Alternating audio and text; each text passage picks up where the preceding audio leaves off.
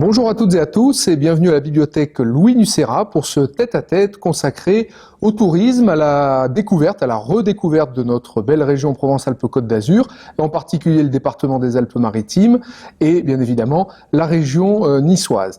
Alors pour ce faire, nous avons invité aujourd'hui Frédéric Boyer qui est le fondateur des éditions Mémoire millénaire, qui va nous donner quelques pistes de promenade et de guide grâce notamment à sa collection qui est dédiée. Frédéric, bonjour. Bonjour Pascal. Alors, je suis ravi de vous recevoir. Est-ce que vous pouvez, en quelques mots, détailler votre parcours personnel et ce qui vous a amené tout d'abord à l'édition ? Oh, ça a été un petit peu un concours de circonstances. C'était il y a à peu près 25 ans maintenant. Je suis niçois et l'idée était, avec un ami de faculté, on sortait de la fac de droit, et d'essayer de monter un projet autour de l'ARPI, du haut pays, pour pouvoir le valoriser puisqu'on aimait la montagne. Et on a essayé de monter une première maison d'édition en créant nous-mêmes, en rédigeant nous-mêmes des guides sur les sports de plein air. Donc, c'était une première maison d'édition qui s'appelait Les 400 coups. Et ça nous a permis de se faire un petit peu les dents, de comprendre le métier, puisqu'on n'était pas du tout issu de cet univers-là. Et finalement, le premier guide a pas trop mal marché, on a fait un deuxième, un troisième, et au bout de 4-5 ans, on avait 4-5 guides, je crois. Et au bout d'un moment, la structure, c'était compliqué à la faire vivre, c'était vraiment nos essais, nos débuts. Ouais. Et à partir de là, on s'est dit on arrête. Et ce n'est que 4-5 ans après que finalement j'ai remonté une maison d'édition, Mémoire millénaire, qui est en route depuis une quinzaine d'années sur le patrimoine régional de Nice à Marseille. Voilà, c'est donc sa spécificité, la spécificité de cette maison d'édition, c'est qu'elle est effectivement centrée sur les aspects patrimoniaux. Le patrimoine, alors pas seulement patrimoine bâti, patrimoine matériel, mais aussi immatériel, puisqu'on y parle de cuisine niçoise notamment. Patrimoine au sens large, et du coup c'est une très grande ouverture. Et c'est ça qui justement donne un intérêt au projet, c'est que on part du patrimoine bâti, puisque les premiers bouquins Mémoire millénaire, on était vraiment sur donner envie de visiter, de comprendre l'histoire de notre territoire, et puis on l'a ouvert à tout un tas d'autres, comme vous disiez, à tout un tas d'autres univers du patrimoine, qui soient immatériels, culinaires, naturels, beaucoup d'éléments, et du coup ça nous a permis de créer une collection d'ouvrages qui aujourd'hui fait plus de 70 bouquins sur notre patrimoine. Et pour ce faire, vous vous êtes entouré donc de spécialistes, des scientifiques, des romanciers, photographes bien évidemment, artistes, comédiens. Comment se passe la collaboration ? Est-ce que ce sont eux qui viennent vers vous avec des projets déjà un petit peu avancés, ou est-ce qu'ils répondent à des commandes, à vos commandes par exemple ? C'est un mélange des deux. Vous avez justement mis le doigt sur l'équilibre de la vie de la maison d'édition Mémoire millénaire. On a à la fois des personnes, des artistes, des écrivains ou des scientifiques qui viennent nous voir pour nous proposer des projets. On aimerait éditer tel ouvrage, on a écrit ça, est-ce que vous pouvez l'éditer, est-ce qu'on peut travailler ensemble là-dessus ? Ou alors, à l'inverse, et c'est vrai que ce sont des projets moi qui me tiennent aussi beaucoup à cœur, c'est que la maison d'édition est toujours un tiers environ d'ouvrages qui sont initiés par la maison d'édition, où on va chercher des auteurs, on leur propose un projet et on travaille avec eux du début jusqu'à la fin. Donc c'est un mélange des deux, et notre projet c'est toujours aussi de s'adresser aux lecteurs, que ce soit aux gens qui vivent ici sur notre territoire, à Nice, sur la Côte d'Azur ou même un peu plus large puisqu'on va jusqu'à Marseille, mais de s'adresser à eux en leur donnant envie d'aller sur place. La maison d'édition, je dis toujours, le projet c'est de faire revivre notre patrimoine. Pour le faire revivre, il faut lui donner une vie et donner envie aux gens d'aller voir ce qu'il y a sur place. Que ce soit culinaire pour manger quelque chose, faire une recette, ou que ce soit pour aller visiter un site. Et donc ça marche formidablement bien avec notamment Nice le guide que vous venez donc de rééditer, puisque c'est la nouvelle édition de date de 2020, qui est un peu la référence de la collection guide et promenade de votre maison d'édition, avec cette singularité, c'est qu'effectivement vous proposez des itinéraires à thème dans la ville et à travers l'histoire. C'est exactement ça, Nice le Guide. Le but a été de créer une collection d'ouvrages vraiment centrée sur le patrimoine, encore une fois. Donc évidemment, dans Nice le Guide, on n'aura pas des adresses pour pouvoir se restaurer ou dormir, contrairement à d'autres ouvrages qu'on a publiés par le passé. Mais vraiment, l'idée, c'est de voir quels sont les éléments du patrimoine de la ville de Nice et comment les expliquer, et aussi, comme vous l'avez dit, faire des itinéraires à thème. Avec ce livre Nice le Guide, on arrive à se balader, par exemple, le thème, Nice durant la préhistoire, et on suit un parcours. Nice durant le Moyen-Âge, on suit un parcours. Nice et les grands écrivains, on suit un parcours. Nice et les Russes, on suit un parcours. Voilà. Nice et les villas aussi, Nice avec voilà, toutes les époques évoquées, la Belle Époque, néoclassicisme, l'Art déco. Comme ça qui sont développés, et c'est ça qui est intéressant justement, c'est d'avoir cette entrée à la fois guide où on visite des sites, et en même temps, en deuxième partie de l'ouvrage, on a ces itinéraires qui nous permettent de faire des balades en suivant un thème qui tient particulièrement à cœur au lecteur. Et avec cet ouvrage, donc, ce sont différents auteurs qui ont collaboré à sa création. Là, c'est un travail collectif, c'est un travail de la maison d'édition. C'est un travail de la maison d'édition. Là, on est plutôt sur nous, la maison d'édition, avec mes collaborateurs, où nous avons créé, notamment Jane Bradshaw, on a travaillé là-dessus pour essayer de réunir des informations. D'autres ouvrages, ce sont plus, après Nice le Guide, on a développé par exemple Marseille le Guide, où là, ce sont Marc Bouiron et Catherine Dureuil qui ont pris le relais pour nous faire découvrir la ville. Mais Nice le Guide, c'est un projet vraiment créé par la maison d'édition à l'intérieur. Alors, autre ouvrage, effectivement, toujours avec cette spécificité patrimoniale, le guide des sites préhistoriques Provence-Alpes-Côte d'Azur, que vous avez coécrit avec Bertrand Roussel, et dont on parlera bien sûr dans un autre tête-à-tête, puisque Bertrand sera notre invité d'ici peu de temps. Alors, ce guide, il a une histoire particulière, parce que je crois que c'est le premier que vous avez publié au sein de Mémoire millénaire. Exactement. Ce guide-là, on rentre vraiment dans le cœur de la collection Mémoire millénaire, qui aujourd'hui est un gros axe de travail, puisque, comme vous le dites, on est sur les premiers pas de Mémoire millénaire, puisque le premier ouvrage Mémoire millénaire, c'était un guide des sites préhistoriques de la région Provence-Alpes-Côte d'Azur. Il y a 2 ans, on a revu entièrement l'ouvrage avec Bertrand Roussel, qui dirige les collections, les musées d'archéologie de la ville de Nice. Et l'ouvrage a été entièrement rebâti, avec l'aide notamment de Jean Courtin, un célèbre préhistorien, qui a fait les fouilles notamment de la grotte Cosquer et de nombreux sites dans les gorges du Verdon. Et l'idée de ce projet-là, c'est de présenter département par département. Donc dans les Alpes-Maritimes, il y a une vingtaine de sites. Département par département, on présente les principaux sites préhistoriques de la région Provence-Alpes-Côte d'Azur. Et pour chaque site, il y a comment visiter, il y a toutes les informations pour comment visiter, mais aussi et surtout les scientifiques, les chercheurs, notamment des fois, ce sont des chercheurs vraiment, un spécialiste de la grotte qui a été interviewé, et du coup, ces chercheurs nous donnent des informations, et Bertrand Roussel a récupérer toutes ces informations pour nous expliquer le mode de vie des hommes préhistoriques sur chaque site. Donc du coup, il y a une compréhension vraiment qui est très intéressante, avec des explications très bien racontées. Moi, j'en suis très content de cet ouvrage, parce que c'est non seulement le premier bébé avec lequel j'avais démarré il y a 20 ans, et qui a été repris par Bertrand Roussel, là, il y a 2 ans, et qui a permis d'initier une collection. Maintenant, on verra ça peut-être tout à l'heure, sur un petit peu plus longue, où on va remonter le temps. Et oui, et puis c'est donc une édition très enrichie, puisqu'il y a plus de 50 sites, je crois, qui sont référencés, à peu près, une soixantaine de sites. Et vous avez notamment des sites, si je peux me permettre d'en parler, juste comme ça, il y a des sites, donc évidemment dans les Alpes-Maritimes, ont cette force d'avoir, à chaque période historique, on arrive à refaire toute l'histoire, par exemple pour la préhistoire, on arrive à refaire toute l'histoire des premiers humains, des premiers hommes ou des premiers hominidés dans la région Alpes-Maritimes. Et donc du coup, parmi cette vingtaine de signes qui sont présentés, je ne peux que conseiller d'aller voir un site comme par exemple les grottes de Grimaldi à la frontière italienne. On passe la route du bord de mer, on passe la frontière, 100 mètres après, on se retrouve aux grottes de Grimaldi, qui est un site exceptionnel, où il y a notamment 7 grottes à aller visiter, on peut en voir 2 ou 3 de mémoire. Il y a un musée, et là-dessus, on a une occupation humaine qui est sur 300 000 ans. On a les derniers Néandertaliens qui sont venus, qui ont vécu ici, les premiers Homo sapiens qui sont arrivés ici il y a environ 25 000 ans, et il y a une occupation qui se fait, mais de millénaire en millénaire, et il y a une histoire extraordinaire sur ce site, et le musée présente notamment des sépultures et des parures qui sont exceptionnelles, même dans toute l'Europe.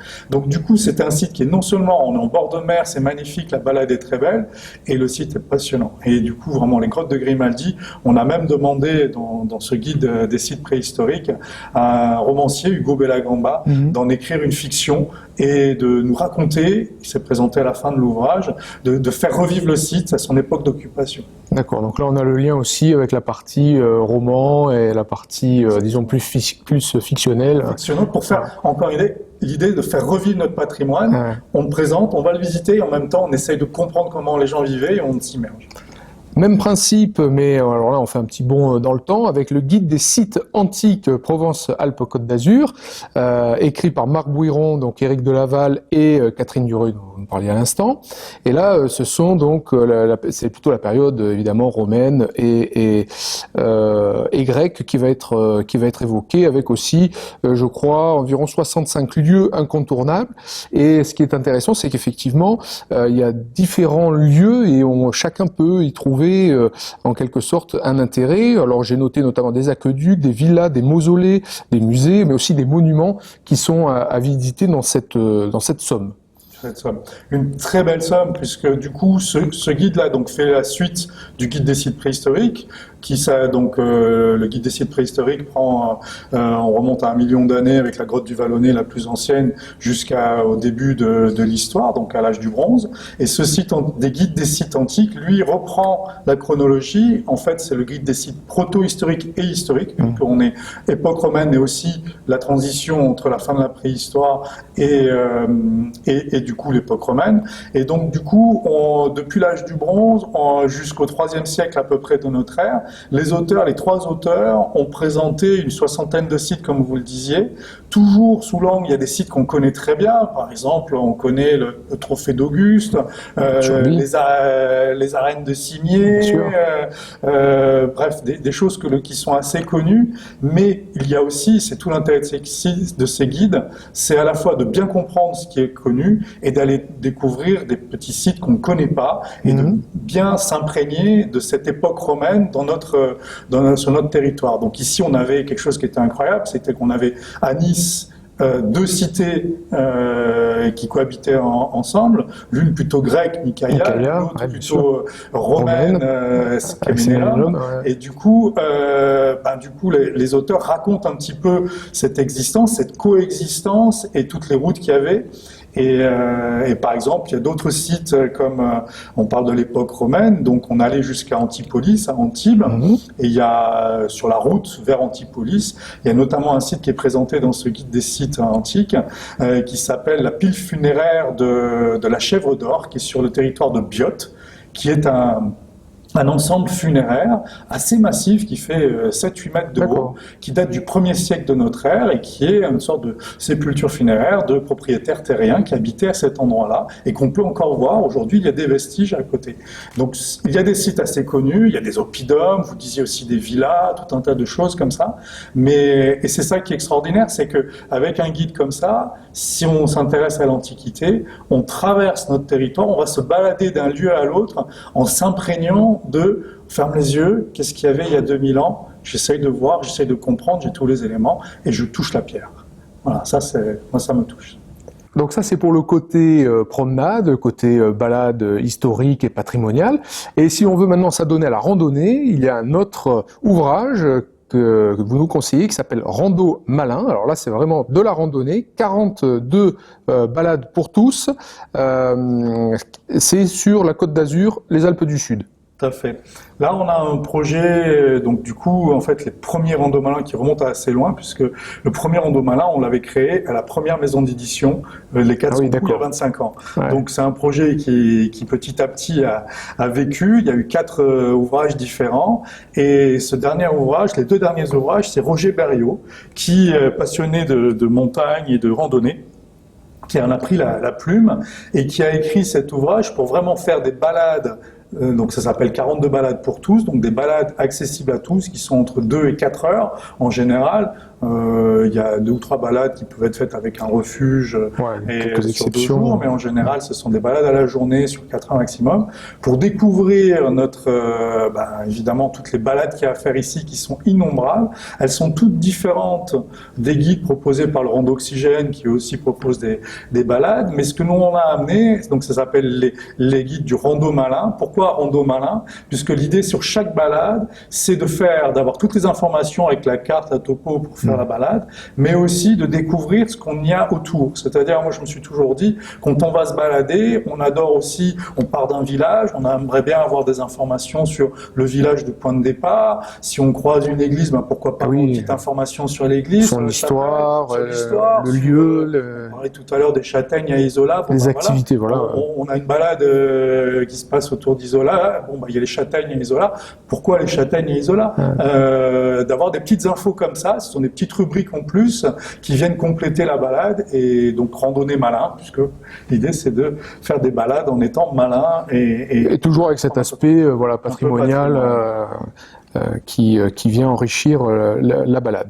Quelles sont les publications qui viennent de sortir, les nouveautés ou celles qui sont à venir pour 2021? Alors nous sommes en train de sortir de 5 publications au printemps 2021. Il y a deux ouvrages sur la collection Science et Fiction, où il y a un roman qui est précédé d'un dossier scientifique, l'un sur la 8e colline qui s'appelle la 8e colline de Rome, on parlait tout à l'heure de l'époque romaine, donc la 8e colline de Rome fait revivre Cimier à l'époque romaine, un autre qui s'appelle le Galérien de la Darse, et là on est sur un projet qui fait revivre Villefranche, qui est le premier port de Nice, qui était le port historique de Nice, quand le comté de Nice était rattaché à la Savoie, qui fait revivre donc ce port au XVIIIe siècle, donc le Galérien de la Darse, avec un roman et un dossier science, avec un projet entre Nicole Bétou et l'historien Jérôme Braque. Et puis on a 3 livres qui sont vraiment destinés aux moyens et aux pays. L'un qui s'appelle Sous les étoiles des Préalpes d'Azur, qui fait revivre tout le territoire des Préalpes d'Azur, à la fois avec des photographies prises de nuit et qui permettent de découvrir ce territoire sous un nouvel angle. Oui, je crois que ça, c'est une performance, puisque vous aviez demandé aux maires des communes sur lesquelles vous avez travaillé, donc de bien vouloir éteindre l'éclairage public de manière à pouvoir capter à la fois les bâtiments, le patrimoine bâti et le ciel. Exactement. C'est Florent Dubreuil qui est le photographe qui mène ce projet de village sous les étoiles et qui a demandé à ces communes justement d'éteindre leur éclairage public pour pouvoir avoir un ciel le plus étoilé possible et de prendre de très belles photos. L'ouvrage a été écrit par Jacques Drouin, qui a fait des textes très intéressants, très sensibles et plein à la fois de patrimoine et de contes et de légendes sur le territoire des Préalpes d'Azur. Donc ça, c'est un joli projet. Et on a nos 2 derniers projets qui vont sortir d'ici une semaine. L'un, toujours dans la collection des guides, qui s'appelle le guide des villages et hameaux des Alpes-Maritimes. En fait, on est sur le moyen et le haut pays, guide des villages et hameaux, moyen et haut pays des Alpes-Maritimes. Et là, on se balade de village en village. On ne va pas faire des randonnées précisément, même s'il y a des randonnées qui sont proposées dans cet ouvrage. Mais l'idée, c'est de découvrir, de pouvoir visiter chacun des villages de nos différentes vallées. C'est un projet de Serge Méraud. Et un dernier projet qui est projet culinaire. Culinaire, exactement. Vous parliez de ça tout à l'heure, et là on est sur un projet qui s'appelle la cuisine du haut pays niçois, un projet mené par Pascal Coletta, Catherine Ché et Camille Covinchet. Tous les 3 ont fait une sorte d'enquête pendant un an. Il faut savoir que Pascal Coletta a déjà publié plusieurs ouvrages avec nous et qu'il est vraiment un ardent défenseur de la culture du haut pays. Donc du coup, lui s'est dit, une des facettes, justement, on a parlé de patrimoine, quelles sont les différentes facettes, la cuisine en fait partie, une des facettes recettes de la culture du haut pays, c'est aussi la cuisine. Et il a voulu transmettre, d'ailleurs le sous-titre du bouquin c'est un savoir-vivre à partager. L'idée c'est justement d'arriver à transmettre ce savoir-vivre, comment vivaient nos anciens on apprend la vie dans les vallées à l'époque avec ces recettes. Et donc du coup, pendant un an, ils sont allés rencontrer des gens qui proposaient des recettes dans les Hautes-Vallées. Et c'est un guide de recettes. En fait, on a 70 recettes, je crois, de mémoire, dans le bouquin, avec plein de portraits de gens qui ont proposé ces recettes et qui expliquent pourquoi cette recette est particulière. Avec des particularités, puisqu'il y a des différences avec la cuisine niçoise, on va dire habituelle, ce que l'on entend habituellement ici à Nice, et dans le haut pays, je pense qu'il doit y avoir aussi certaines petites spécificités. Exactement, puisqu'en fait, sur la cuisine niçoise, on avait sorti un livre qui s'appelait « Les meilleures recettes du comté de Nice » de Denis Bensa, donc là, qui présentait vraiment le cœur des 50-70 recettes du comté de Nice. Et là, sur la cuisine du haut pays niçois, on n'a pas une seule recette qui est identique. Ah oui, à ce point-là. Elles sont complètement séparées. Alors évidemment, il y avait des choses qui pouvaient être faites, mais l'idée c'était justement qu'on ait deux bouquins bien différents, bien identifiés, et ils ont trouvé plus de 60 recettes, et encore, on a dû faire une sélection parce qu'il y avait un potentiel de plus, avec des plats qui étaient toujours à base d'une nourriture simple, des aliments qui étaient cuisinés vraiment avec juste des choses, ils n'avaient pas d'argent, donc ils faisaient avec les moyens du bord, on essayait de trouver des solutions, mais ça n'empêchait pas que finalement il y avait une cuisine qui était très, très intéressante, et c'est ça, et c'est une cuisine patrimoniale en fait, une cuisine qui vraiment il y a un savoir-vivre, et il était comme ça, et il y a plein de choses. Aujourd'hui on est un petit peu, on a tendance à opposer le fast-food au slow-food. Maintenant on était sur le slow-food, quelque chose qui est vraiment où on prend son temps pour cuisiner, travailler des recettes, et puis se nourrir de manière... il faut survivre là-haut, et donc aussi. Avec quoi, bien sûr. Que ce soit au niveau des confitures, des soupes, des plats, beaucoup de plats à base de pâtes, des viandes, la viande qui était réutilisée plusieurs fois pour pouvoir faire une fois qu'il y avait un animal qui était tué, on utilisait tout. Donc il y a plusieurs propositions qui sont faites là-dessus. Voilà, qui nous met bien l'eau à la bouche et qui va nous donner certainement plein d'idées de recettes pour les cuisines des jours à venir. Frédéric Boyer, je vous remercie d'avoir accepté notre invitation, et j'espère que toutes ces pistes de randonnée, de balade, de promenade à la découverte de notre beau patrimoine vont vous donner envie effectivement de découvrir, de redécouvrir notre région. Merci.